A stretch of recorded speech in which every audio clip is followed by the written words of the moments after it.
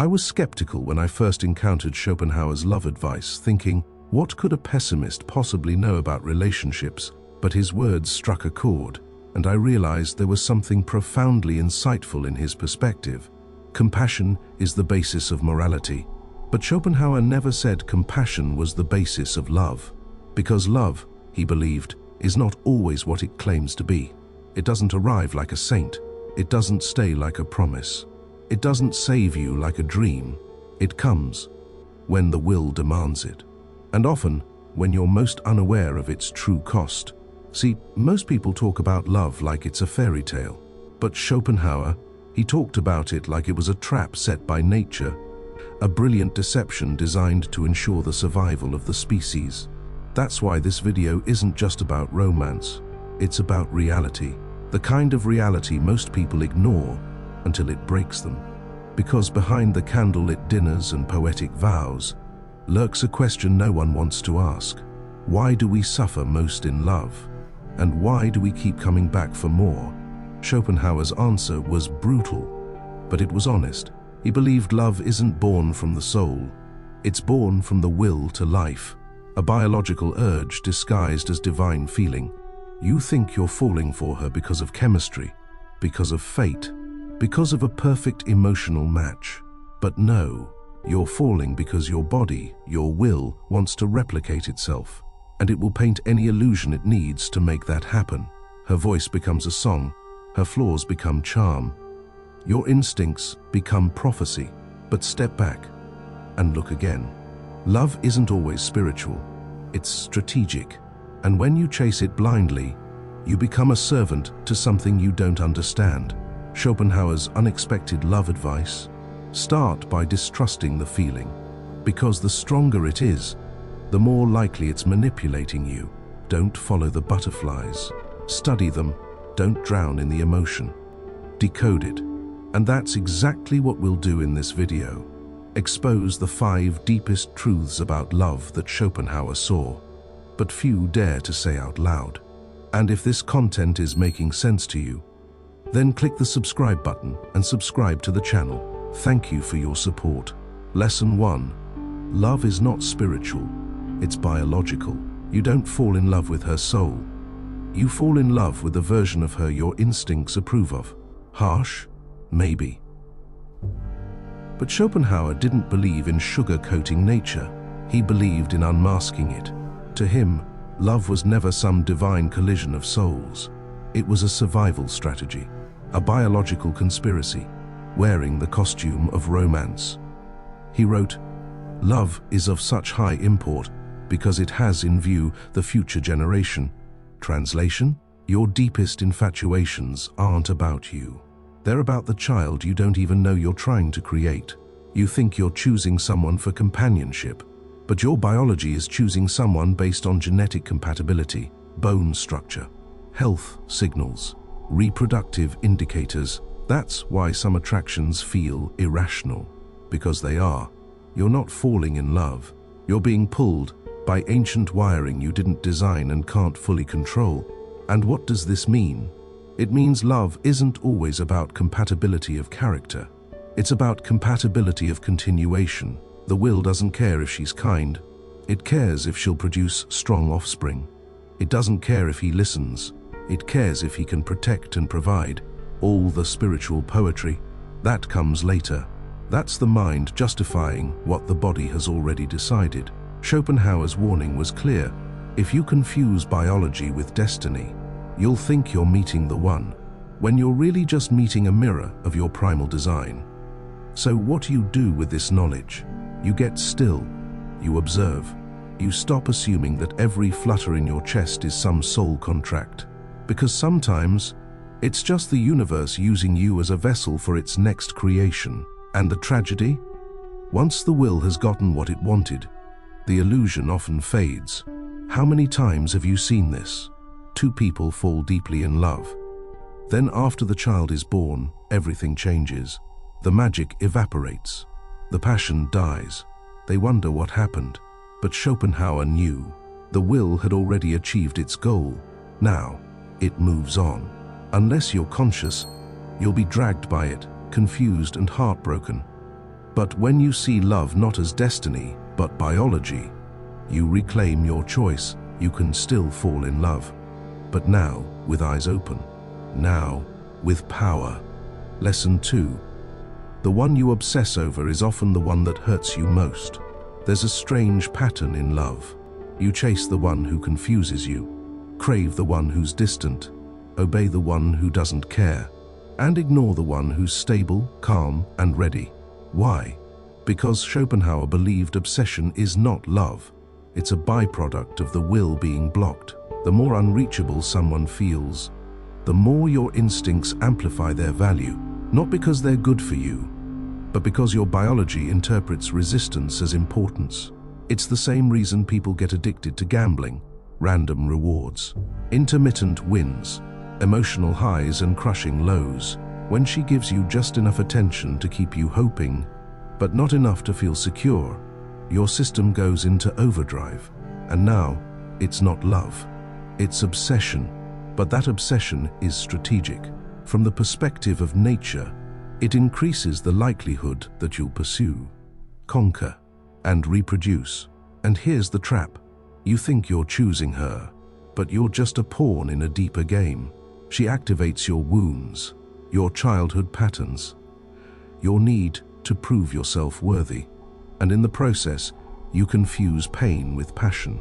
How many times have you heard someone say, "I just can't stop thinking about them," or "There's something about her I can't explain"?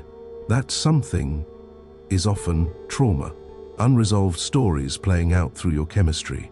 Schopenhauer knew that suffering is built into love. He called it a delusion, a necessary illusion for the will to function. Because if we really saw the consequences, the arguments, the betrayals, the heartbreaks, the divorces, we might refuse to participate altogether. But instead, we romanticize the pain.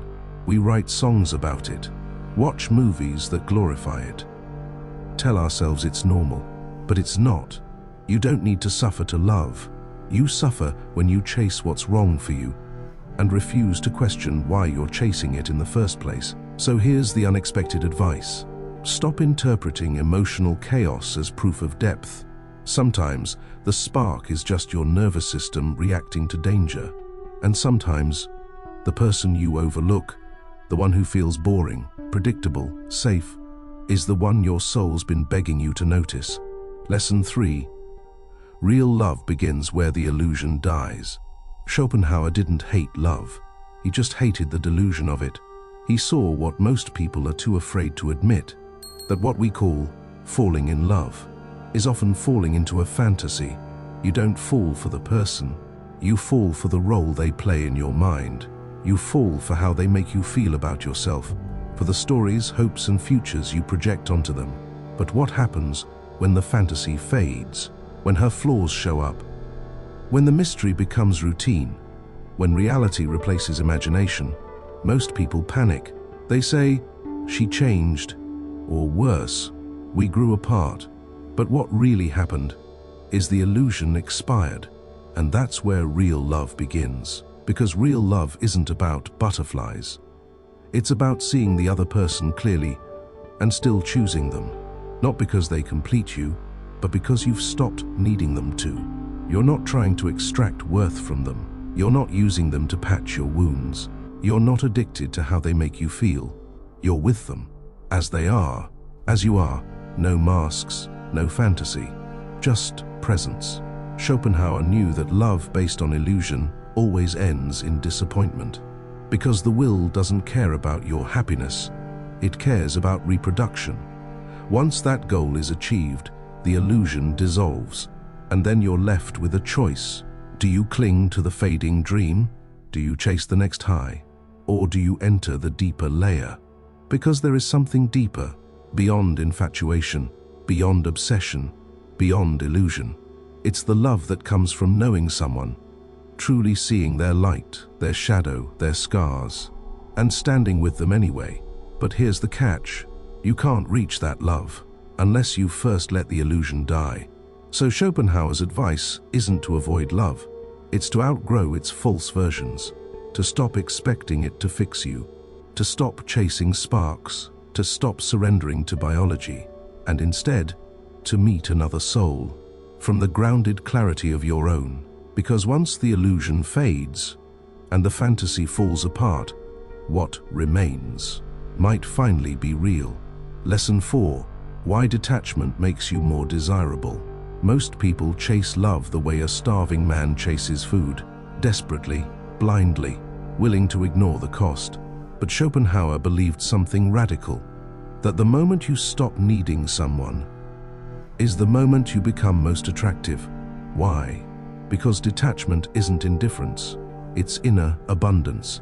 It says, I enjoy your presence, but I don't need it to be whole. And that kind of presence, one that isn't grasping, clinging, or needy, is magnetic, because it's rare. In a world where people rush to fill their emptiness with romance, detachment feels like power. It's the silent confidence of a man who knows who he is, who doesn't beg for love, who doesn't collapse at rejection, who doesn't lose himself just to gain someone else. Schopenhauer didn't believe in fairy tale love. He saw it as dangerous, because it feeds the illusion that your peace is in someone else's hands. And the moment you believe that, you become manipulable. But when you're detached, you're dangerous, not because you hurt others, but because no one can control you with validation or withdrawal. She can't play games with your time. She can't hook you with emotional crumbs, because you've already fed yourself. And now, you choose love from fullness, not starvation. This doesn't mean you avoid intimacy. It means you approach it consciously. You're not trying to possess someone. You're witnessing them. You're not afraid of their absence, because your self-worth never depended on their presence. This is what Schopenhauer meant when he said, happiness is negative. Not something you chase, but something that remains when illusions are removed. And in love, detachment is the removal of illusion.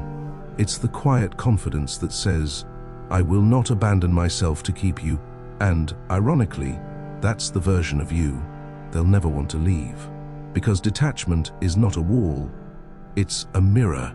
It reflects their own insecurities, fears, and longing.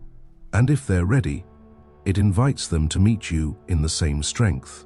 So, if you want to be irresistible, don't chase, don't beg, don't prove. Just become so grounded in your own presence that anyone who meets you feels like they've come home. Lesson 5. The ultimate love is self-mastery. Schopenhauer didn't write love songs. He wrote warnings, because while most people dream of being loved by someone else, he believed the ultimate love story is the one you write with yourself. Think about it. How many people ruin their lives because they can't sit alone in a room? They jump into relationships not from clarity, but from fear. Fear of loneliness, fear of being unwanted, fear of their own reflection. And so they grab the nearest hand, call it love, and wonder why it breaks them. But Schopenhauer knew, before you love anyone, you must master yourself, your cravings, your chaos, your compulsions, because if you don't, love will only amplify them. You'll expect them to heal you, to regulate you, to rescue you from your inner storm. But no one can do that, because no one can sit with your pain like you can. No one can mother your wounds. No one can father your lost parts.